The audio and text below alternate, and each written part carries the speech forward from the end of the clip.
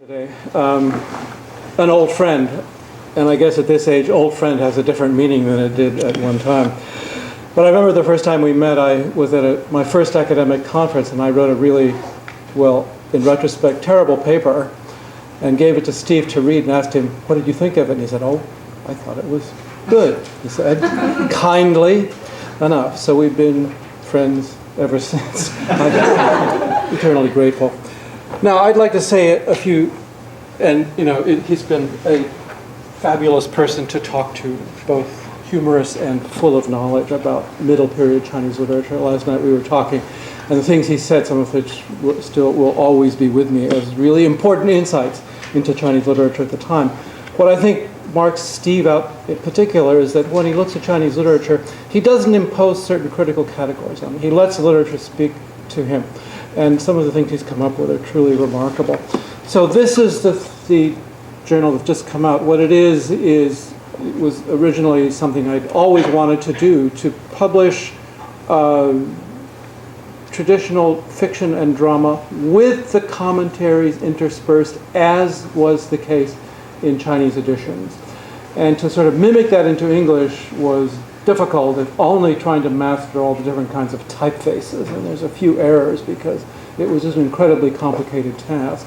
So in here we have chapters 1 and 100 of Jin Ping Mei, and then two chapters from the Sanguo Yan Yi. 2 years from now we'll do the Hong Lo Meng and Xi You Ji, also with commentaries translated and also interspersed in the middle. So it's something that's a great achievement. And in fact, when I'd just taken over as editor, I met Steve at a convention. I said, Steve, I have a great idea. I'd like to do this. He said, well, what a strange coincidence. I would like to do that too. And then it started. So I'm incredibly grateful, and it's finally come out. It's really a wonderful feat. So with that, I don't think I will spend any more time, but I'll let Steve talk for himself. And he's enjoined me to tell everybody that if you have questions, feel free to stop him in the middle of his talk. Seriously. I mean, he'll say that again, and he really means it, because he'd much rather have a dialogue than just sort of to talk at you. And he's very good at that. Okay. Well, thank you very much for coming. I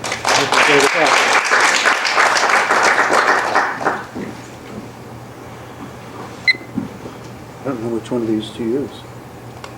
I use this one. Can you hear me? Yes. Oh, good. That's your bad luck. I would like, first of all, to thank the Research Center for Translation for this invitation to speak, because I am not a translator, actually. And I would like to thank them also for giving me the opportunity to work on this wonderful set of materials that we've just put out.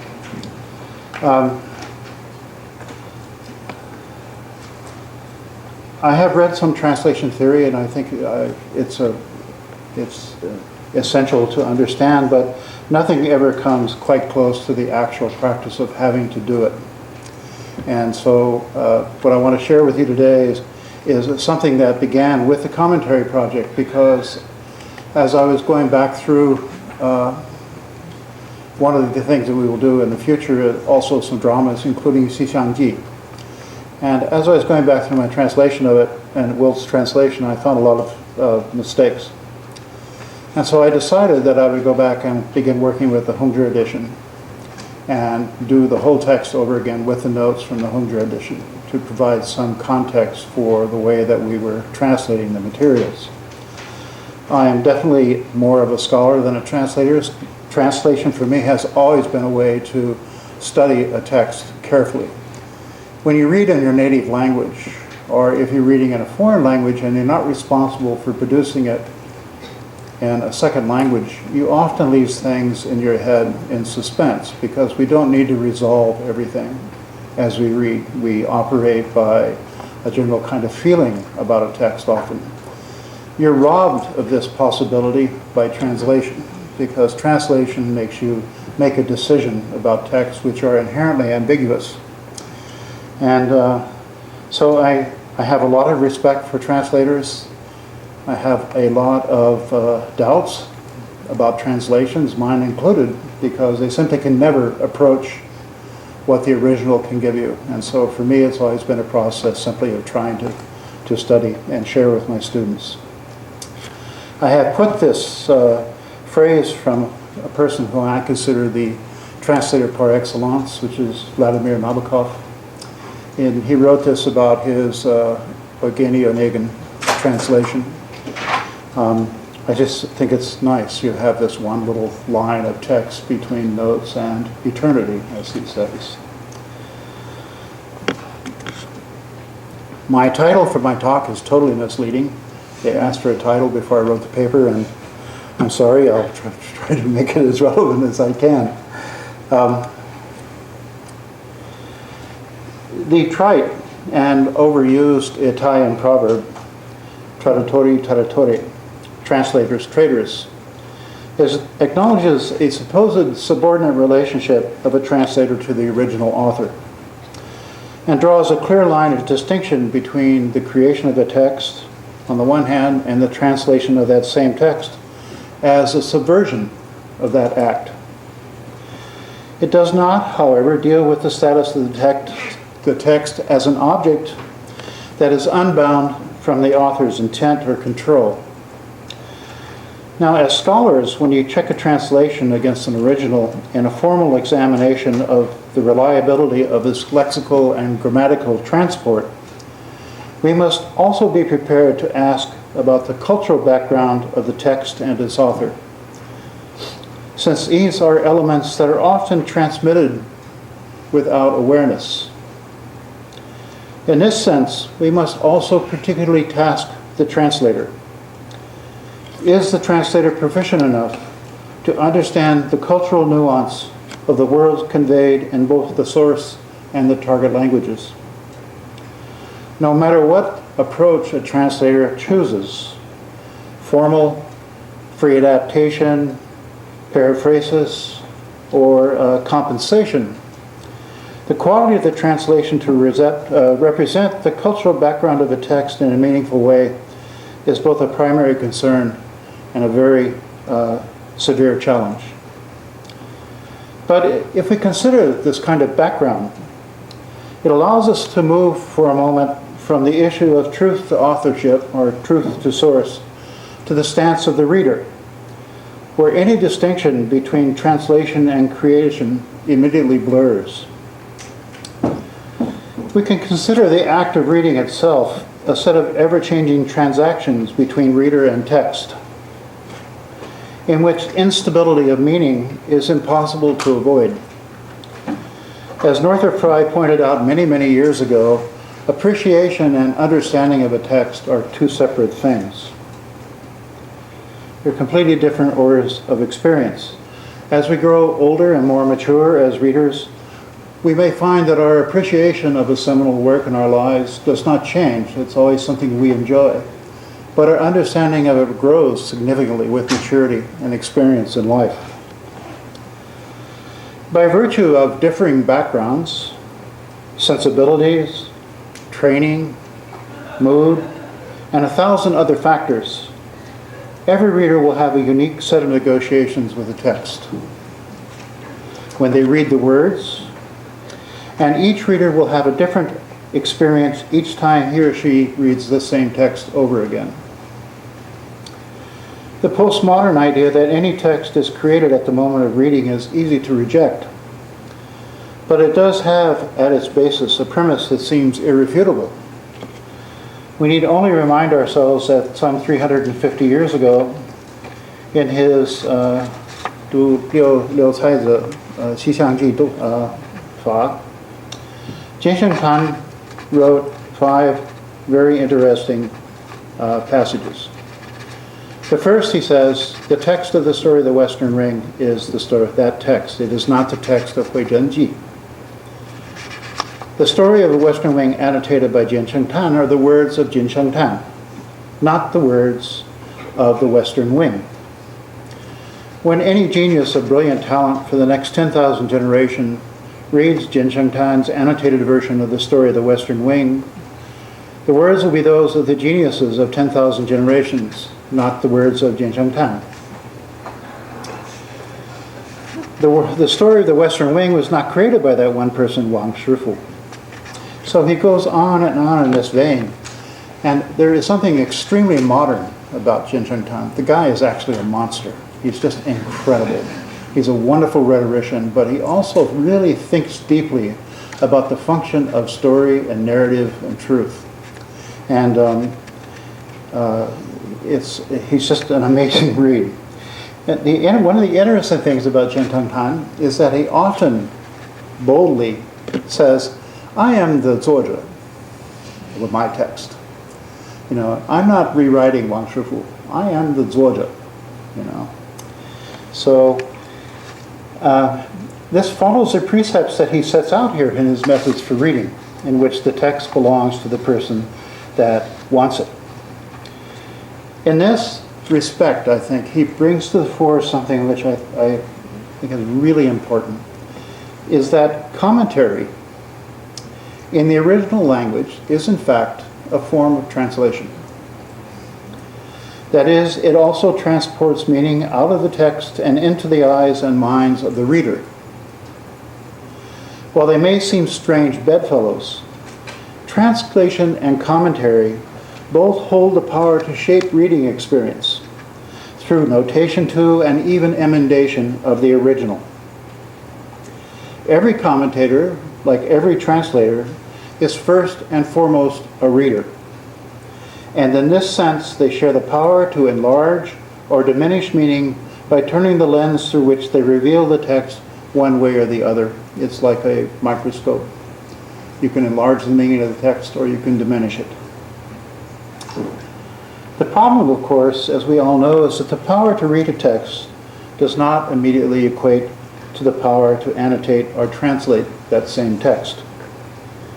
Either of these last two acts ultimately reveals the levels of learning and the understanding of the person involved.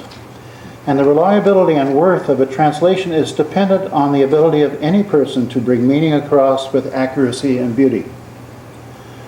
I think the translation of scholarly literature and literary texts of China is probably easier in the larger sphere of East Asia, which has been dominated by the Chinese character. And it was dominated at precisely the formative years of institutional and cultural growth, both in Japan and in Korea. There are certainly differences between, say, Korea and Japan and China and their languages, but there is also a shared bedrock of social, institutional, and cultural sameness. This, of course, will be refuted by everybody. If you actually think about it, the way that institutions are formed, both in Japan and Korea, they're indebted heavily to the Chinese character and the way the Chinese character transports meaning from the classical tradition, which I also find interesting. The classical tradition in China is one based primarily on institutions and on history and lyric. So to transport the text itself is to transport the institutional forms that text replicates across lands. So a commentary, I think, there are certainly differences between these languages, but there's also a shared bedrock. So a commentary in the original language, or a commentary or translation in Japanese or Korean, can operate at a level in which common knowledge of intrinsic cultural values and sometimes linguistic expressions is shared. Of course, this has its own dangers, as demonstrated by our Traduttore, which was originally levied by Italians against French translations of Dante. And certainly French and Italian are far closer than Chinese and Japanese or Chinese and Korean. But in a culture in which the structures of language and semantic fields of words and basic cultural keys are different, the pitfalls of translation grow deep. Unless a translator has more than a passing familiarity with the cultural background of each language and the sphere that each language represents, as well as a full range of historical literary registers and genres in each of the language, he or she will run the risk of producing a translation that trivializes the text either in terms of the richness of content or the linguistic expression itself. I think scholarly translation has an edge over market translation in this respect, since it writes for an audience that is frankly better prepared to understand complicated materials. People in the scholarly world have been trained to read a certain way, and I think scholarly translations can avoid some of these pitfalls, but certainly not all of them.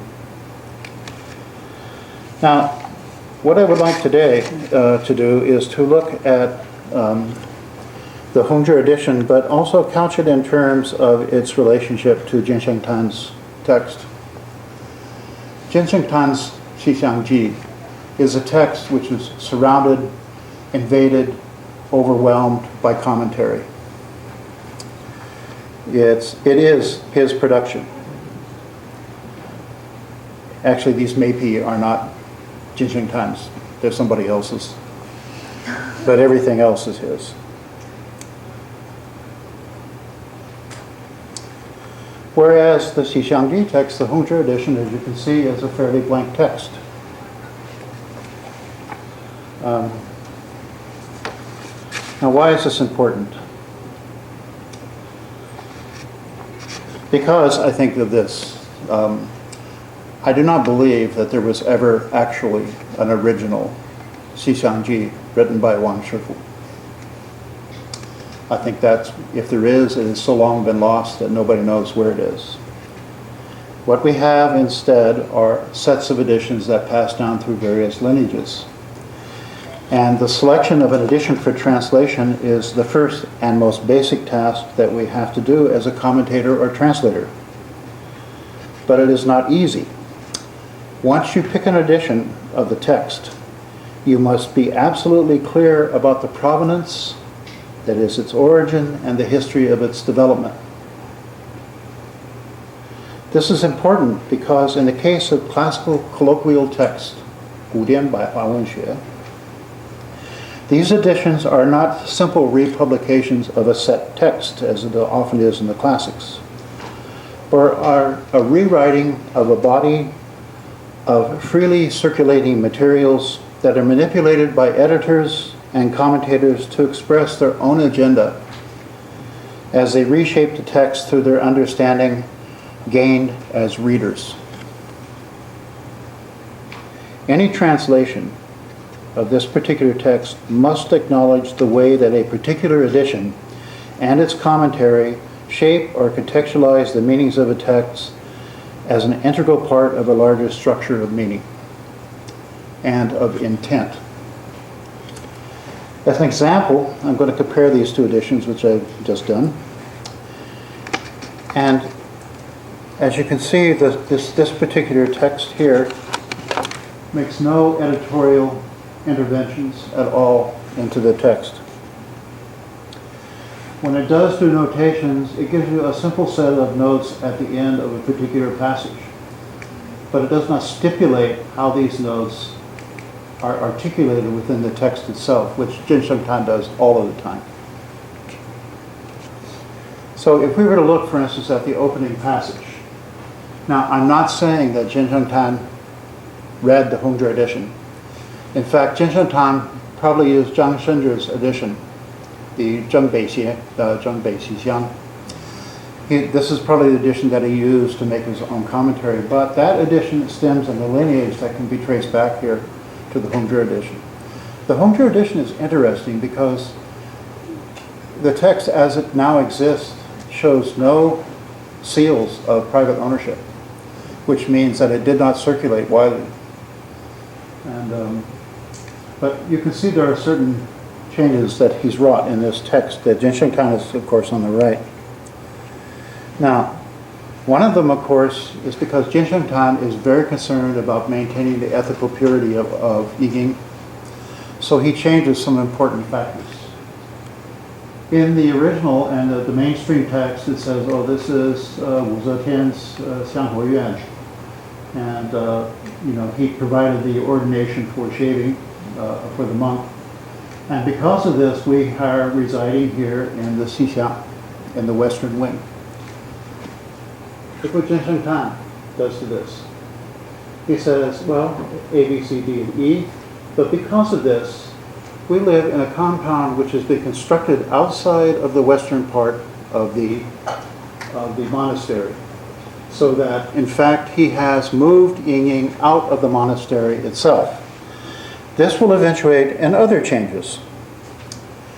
In this text, the old lady, her first major mistake in the play, says, Hongyang, tell you what, why don't you and Yingying go out to the Fodian, the main area within the monastery, and burn some incense. And then you can go out and horse around a bit. And Jinsheng Tan, of course, says, well, okay, but you can go out to the Qianting, you can go out to the Tingyuan. Do not go into the monastery. Stay away. You know? So, let us look then at the first, the second major scene in which Zhang Sheng comes on. Now, Jinsheng Tan has interlarded his interlinear commentary, his Fuzhong Xiaopi. He's put it here after every single line. He's highlighted through marking of the lines themselves as being significant. And if we look at this, what he says is his inner heart is as if on fire only because of Chang'an, nothing else on this student's mind. He's going to go to Chang'an and take the examinations. There was never any intent for him to stay there more than a day or two, right? So this is what he calls in this preface, his long preface written to this particular passage, about what he calls something about Hong Yun, Tuoyue, about it's a technique from painting in which you highlight the clouds, you make arrangements for the clouds. It's whatever the tone is. And so what he's pointing about is when you do this right and the clouds are right, not too deep, not too light, just perfect, and everybody will come and say, my God, what a beautiful moon. You never, ever paint the moon. What's going on here is that Zhang Sheng is the yun, he's the clouds. And he's being painted in a certain way because he has to articulate that Oriel is a fine young woman of a minister's family worth 1,000 gold, right? So this is his process of creating this document. Now, so what he's saying, this guy, all he wants to do is go to the examinations, nothing else on his mind. My heels unbound by a thread, I am like a tumbleweed turning. All right. Now, if we read what seem to be the simple notes of the Hongzhi edition, we find something else. This Yoi comes out of the Linyu, but then we find this Wan Wu, Shi Qi Shi Wei. Well, that slightly destabilizes it, right? And then it goes on, but the important one is about the Zhao Guang Wu Xian, because this text begins to introduce the idea of romance, because this is the Hong Xian from the Yue Xia Lao Ren, right? So this implies that what this text is going to be about is romance. Right?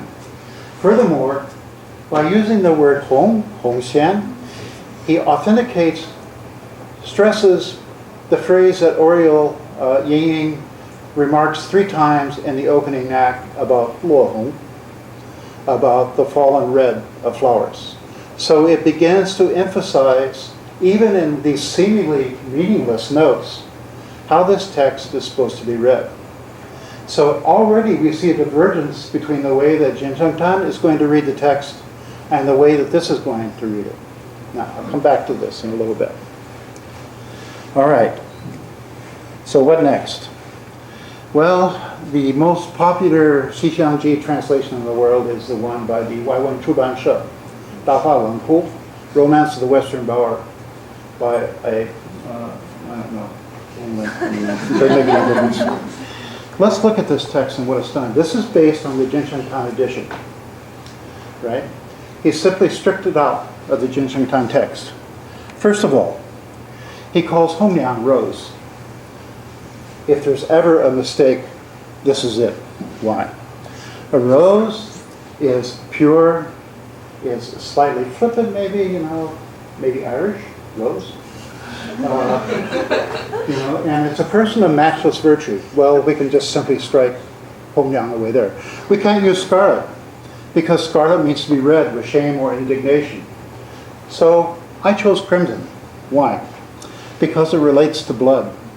And blood is related to certain acts in Chinese, right? It's a certain or certain acts in the world, anyway, the whole idea. And this is really important because it's Hong Yang who later tells Jiang Sheng, now, when you get in the bedchamber with Ying Ying, she's totally inexperienced. You have to be very, very patient. You have to be very, very nice to her. And so she becomes his initiator, by which we know, of course, that Hong Yang is indeed Hong. She is well experienced. She knows what's been going on in the world. She's partaken of it herself. There is this is copied almost literally from the earliest edition, or the earlier editions, but the earlier editions have inserted a love here, indicating completed action. Notice by that simple insertion how it changes the reading of that line. It's from the act of participating in lovemaking to changing it to a male viewing the result of his efforts. I mean, if you think about the way that these subtle changes in text move, it's very, very interesting. Okay. We have to deal with certain things with the grammar. I and my daughter is totally non-English. Instead of 今世 众生, he somehow has arranged it so that Oriol's father commits suicide in the capital. He ended his life.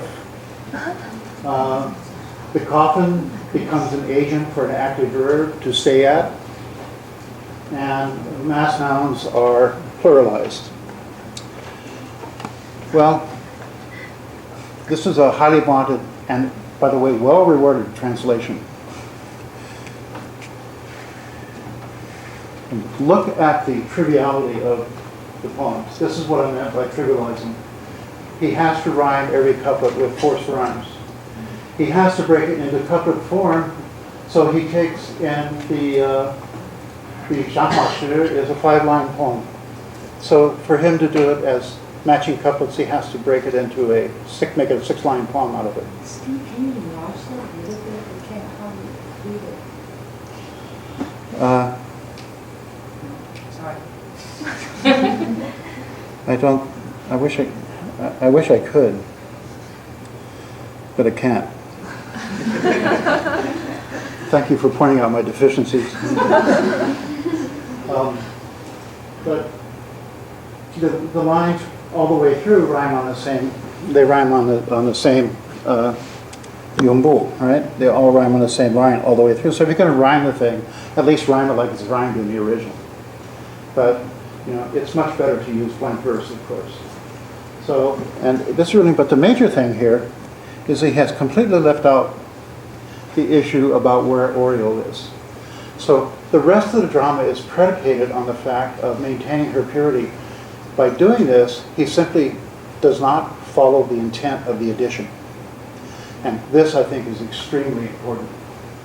And the reason this is important for him, because this is one of those points in Jin Sheng Tan where he's interested in things that happen that nobody has suspected. So in this case, it's because the father produced money from his own salary to build this compound. It made a place where the affair was going to happen. The affair happened, so it was going to be passed down through history, and the family is going to suffer because of this. So be careful what you do. Right? My point here is not so much to demean the translation, because it's a significant piece of work. But what happens is you have to follow what the edition says. You cannot take something out of an edition full of commentary, which has staged and structured the text and written it in a certain way. When he says 作者, that's what he means, Jin Sheng Tan. Okay, so let's move on.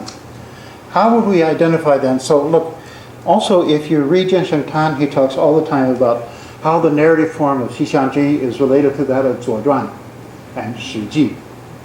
And so in terms of narrative, he places it within a certain context. He makes it basically a literati text. when he calls it the 第六菜之书, right? He's vaunting it as something which ought to be right up there with the classics and the 左传, the 史记, etc. So, how did I do this? Oh. So we know that his text is meant for a certain authorship and a certain readership, and that the text itself and the production of the translation is guided by that concept of readership. So how do we decide what to do with the Hongzhi edition, if we ever get to it? Well, we can start with the publisher's notification. All right. It's basically divided into three major sections.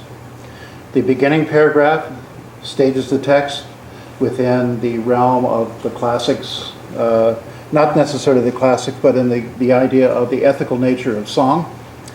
And then it talks about the necessity to have an accurate text. And finally, it talks about where these things might be used. People who are lodged as guests in an inn, those who are traveling in a boat, those who are watching it somewhere, whatever. So this text then is something which is produced for the mass market in a fine edition, which we would normally associate with people who have lots of money.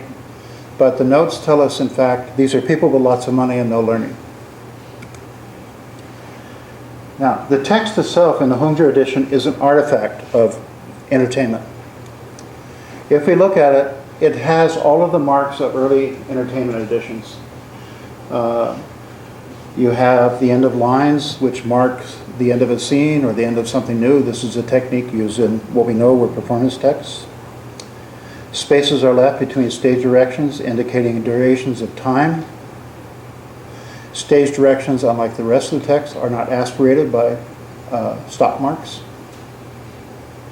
Proper readings of characters that have more than one pronunciation are noted. And we see here, in the phrasing of the Guanmu themselves, a text, this Jin Jing Liao. After you see the Jing, then the Jing speaks. We realize this is a residual of the original Moban or Danban text. All right. So what about the notes? This first note is interesting. Shanfang. And the first thing it says is Chu, Sui Shu.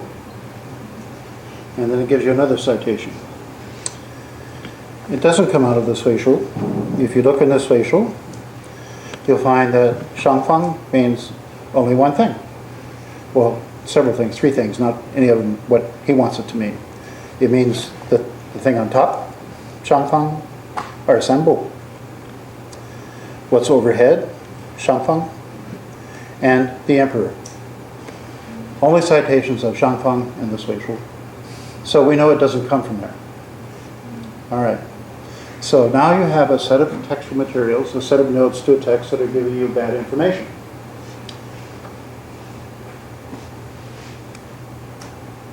It gets worse. 多甩功. All right. The citation here says it comes from the Taiping Guanglu, which we know as the Taiping Guangji. And it makes significant changes to the text. Instead of saying 人心所在, in the note it says 人所在, which gives it a kind of magic element to it. It misses the major meaning of 多甩功. 多甩功 is the fourth in the 6 levels of desire. In the middle lives Maitreya, who lives in a Jingtu, who lives in a world of perfect cleanliness. Outside is ringed by Huitu, filth.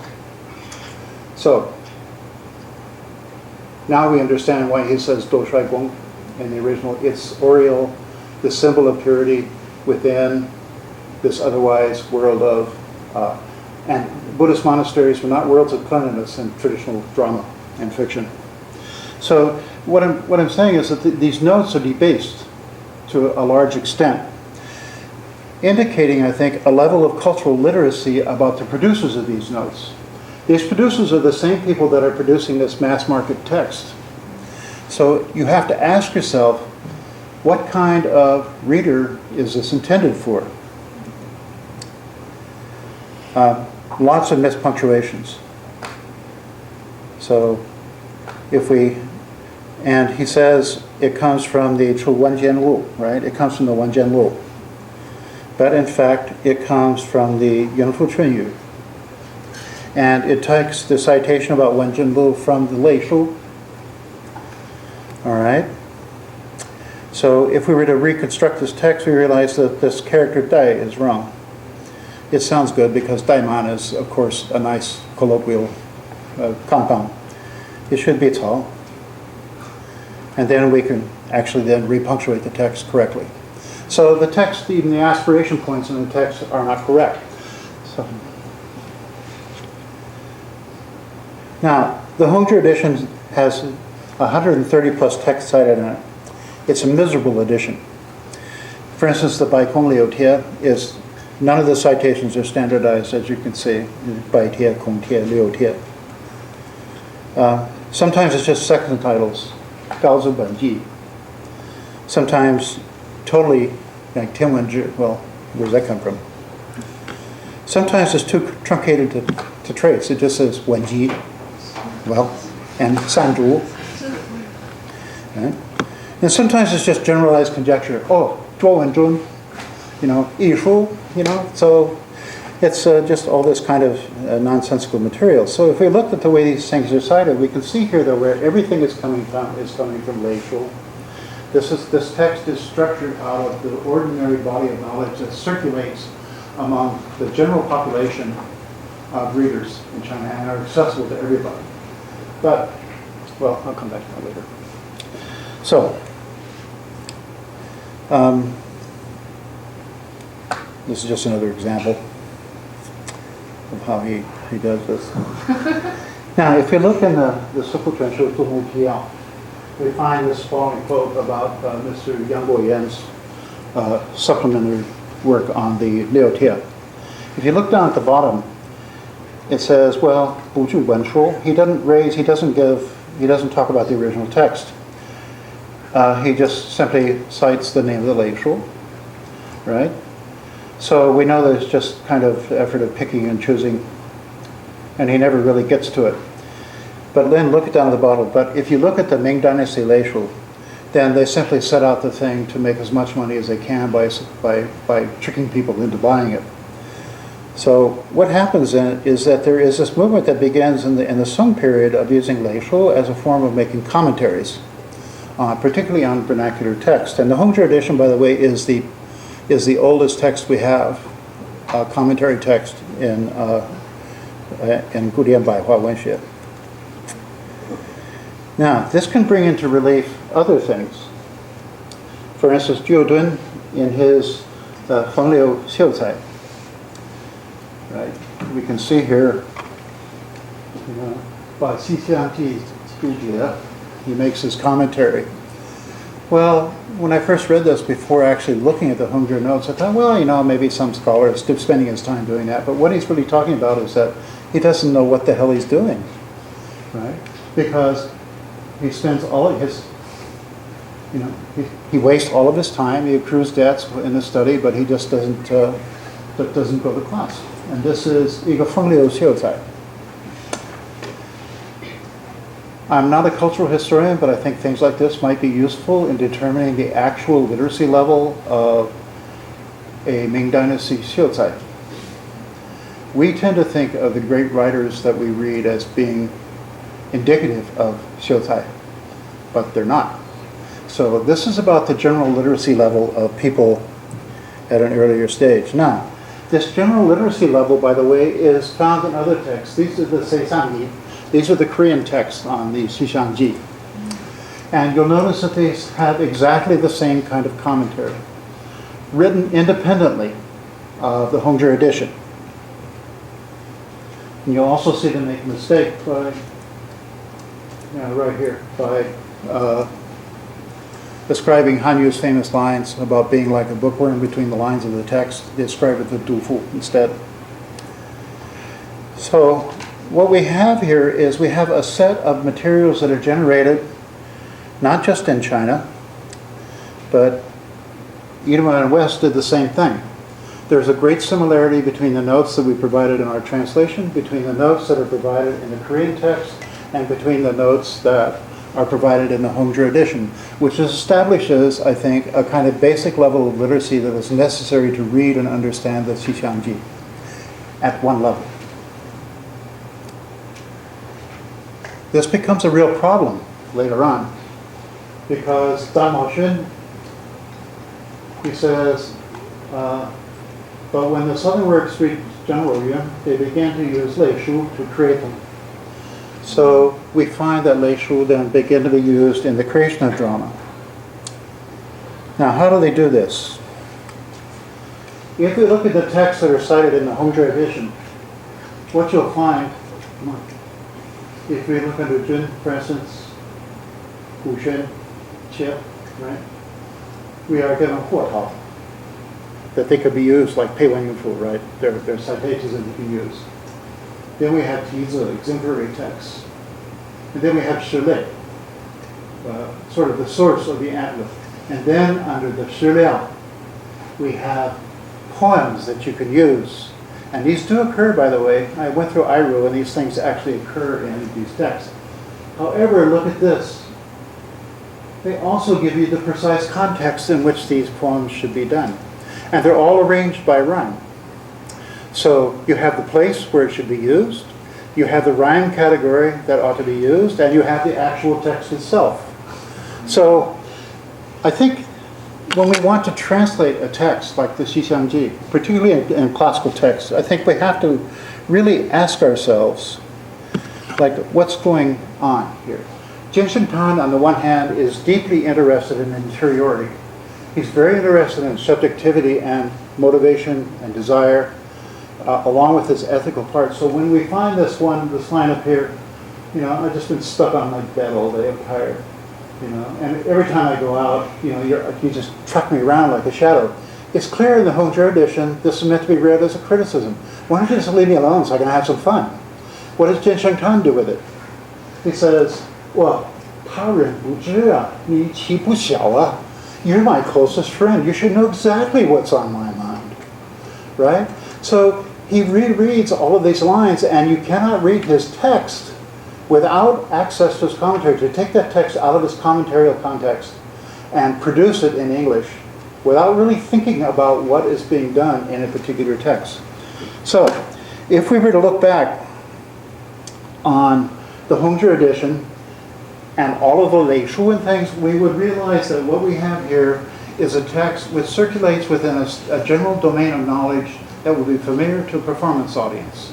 You talk about Yue Xia Lao Ren, right?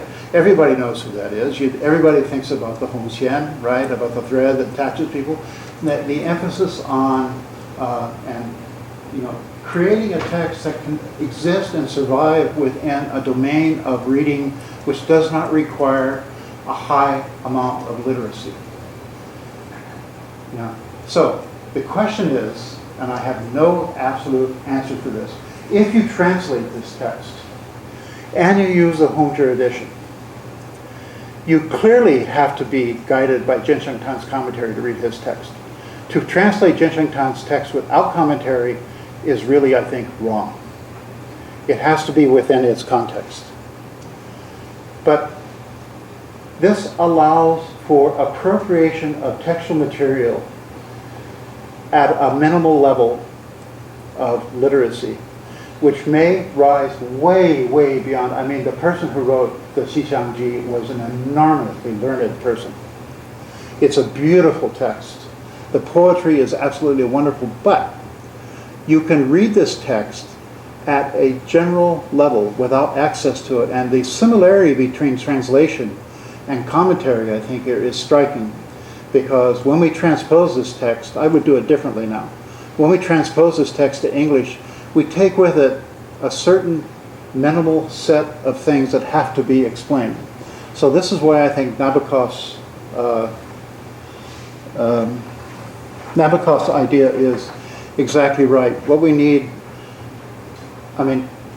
you can produce a text for a general reader. That's very important. But if you want to produce a text that can be used with reliability in a scholarly way, then you must produce the commentarial materials, and you must produce excellent notes, I think, and they should rise like skyscrapers to the edge of the page, because you have to provide this kind of fundamental and basic information that a reader would need to understand it as a scholarly text. There you are.